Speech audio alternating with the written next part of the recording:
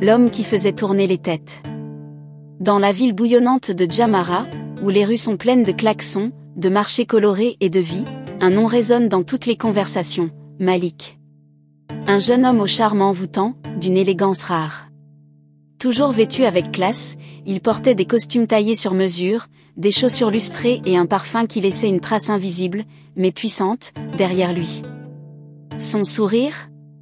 Un piège. Ses yeux? Un mystère. Les filles en parlaient à voix basse, rêvant de lui comme un prince moderne. Tu as vu Malik aujourd'hui? Il était trop élégant. Il est si charmant. Je donnerais tout pour qu'il me regarde.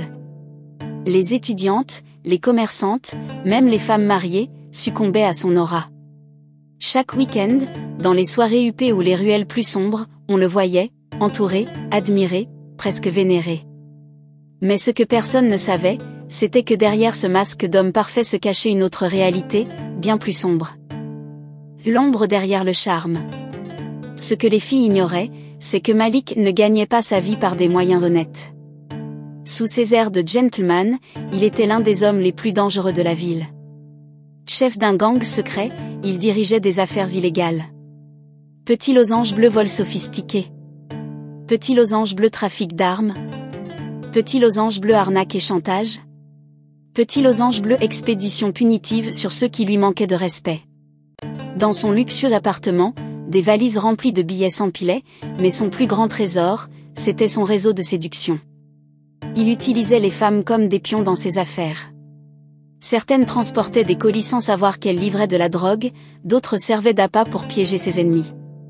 Il n'aimait personne. Pour lui, les sentiments étaient une faiblesse. Mais ce mode de vie avait un prix, ses ennemis se multipliaient, ses nuits étaient hantées par des cauchemars, et au fond, il sentait une solitude qu'aucune richesse ne pouvait combler. Un soir, une rumeur circula, un pasteur Ézéchiel, hautement loin de Dieu, était en ville pour une grande croisade spirituelle. Cet homme a le pouvoir de délivrer même les criminels. Les sorciers fuient quand il prie, et les malades sont guéris sur place. Malik rit en entendant ces mots. Encore un de ces pasteurs qui se remplissent les poches sur la naïveté des gens, pensa-t-il. Mais il ignorait que cette rencontre allait changer son destin à jamais. La voix qui brise les chaînes. Ce soir-là, alors qu'il se rendait à une réunion de gang pour préparer un gros coup, il passa près du stade de la Libération, rempli de milliers de personnes. La voix d'un homme résonnait au micro, forte, puissante, perçant même le vacarme de la ville. Toi qui vis dans l'obscurité. Toi qui crois que tu es trop loin pour être sauvé. Jésus t'appelle. Malik ralentit instinctivement. Il ressentit un frisson inexplicable. Il voulut partir, mais ses jambes refusaient de bouger. Dans la foule, des gens pleuraient, d'autres tombaient à genoux en suppliant Dieu. Soudain, le pasteur Ézéchiel se tut un instant, ferma les yeux, puis rouvrit brusquement les paupières. Il pointa le doigt vers la foule et cria. Il y a un homme ici, un homme puissant dans les ténèbres, qui croit être intouchable. Mais le Seigneur dit, ce soir est ta dernière chance. Malik sentit son cœur bondir dans sa poitrine. Comment ce pasteur pouvait-il parler de lui? Pris de panique, il s'éloigna rapidement, bousculant des gens sur son passage. Mais une chose était sûre, cette voix l'avait touché au plus profond de son âme. Le combat invisible. Ce soir-là, Malik ne dormit pas. Pour la première fois, il ressentit une peur qu'il n'avait jamais connue. Une peur pas physique, mais spirituelle. Son passé lui revint en mémoire.